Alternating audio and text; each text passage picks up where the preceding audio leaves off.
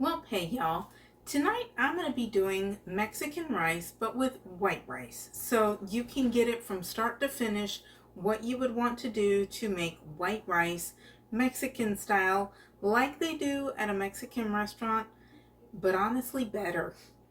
So let's get to it. I have here a pan. I'm beginning to warm it up in time, especially once you know what you're doing. You might actually want to try to do the blender stuff first, and then you can turn everything on.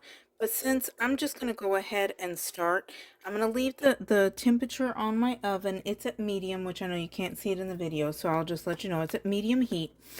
I'm going to go ahead and measure out my 2 cups of rice, which I know lots of people will rinse it. I don't usually, just for the vitamin factor. Some people will say they don't like it because it's dirty. You do you. I'm adding a little bit more oil right there just to make sure that hopefully it should be enough. And just like with the brown rice video, if you have seen it, if not, hey, you don't have to watch it because I've got this one. But in the brown rice video, I said that you're going to want to make sure that all of that rice starts looking within a couple of minutes like that it's getting wet. It's still not quite there. It's getting there.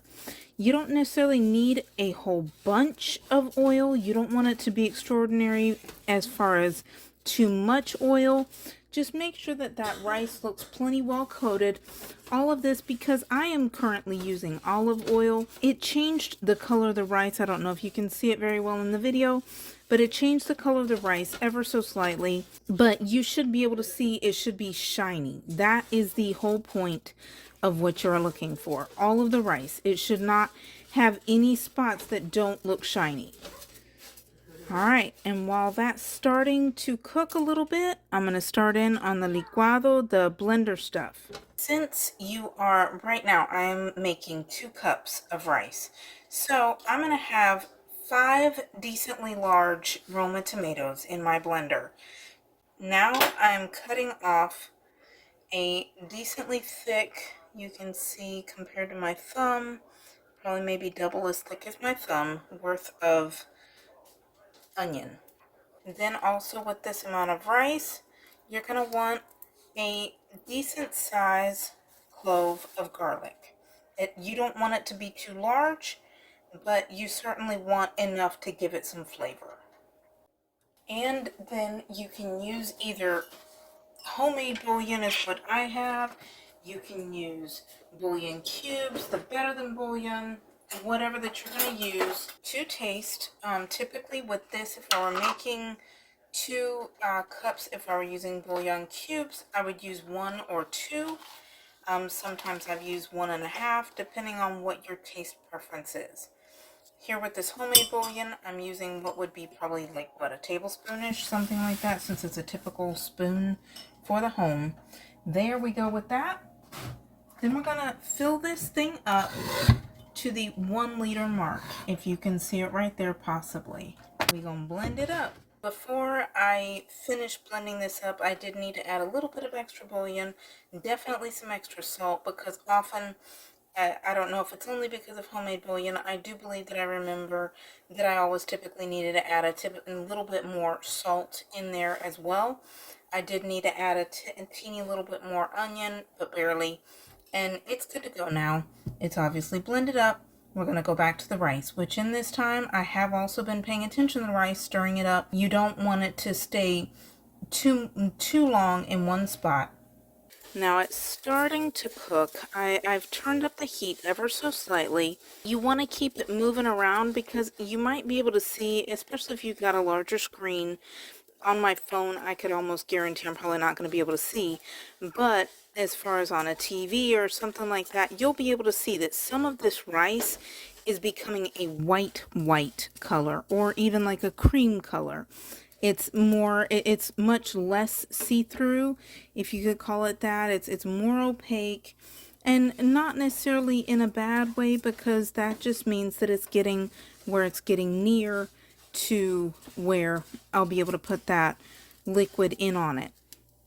The one thing is too, in just a moment, I'll be able to show y'all if it's around this part, once you can start to hear, I'm going to see if it's any way I can get close enough that you can hear it. That swishing, it's almost like it's scraping against the bottom of the pan. Then you know that it's getting very super close to where it's ready for that liquid.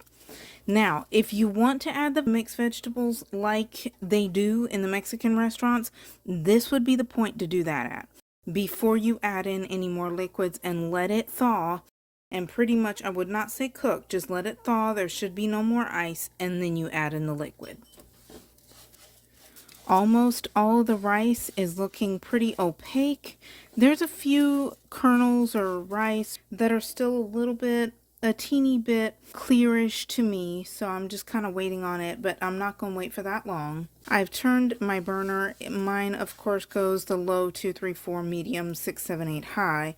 I've currently got it at 6. I'm pretty soon going to be moving it up to 7. I'm not seeing really any more of those rice kernels looking like they are still any bit transparent at all. They all look very opaque, so it's time. All you want to do is just make sure that the rice is not stuck to the bottom. You want it to move with the liquid. And now you're going to cover it and leave it until that liquid is almost thoroughly absorbed into the rice. And I will let you know as soon as it is almost ready. I will let you know how long that it's been. This rice is getting pretty well done. It only took about 7 to 8 minutes for that water to pretty much evaporate. So it may be partially because my lid was not on as tightly, or not necessarily as tightly, but it was able to let that vapor out. I'm going to check it and see how well cooked the rice is, but I'm just trying to move it around to make sure that it's not going to be sticking to the bottom of the pan, because of course that's when it burns. I've turned the heat down to medium. It's got a good flavor. I just am going to add a little bit more water. This actually happened to me, I remember, actually quite a bit while I was with the ex, because I really have not made white rice. I've always made brown rice ever since I moved into my home. So I've probably not made this white rice in close to 5 years. I was actually just telling my kids. This may be about 250 milliliters, which would be give or take a cup. I'm adding that, just gonna scrape the bottom of the pan gently, because that way we're trying to make sure that that water gets there. We're going to put back on the lid to the pot.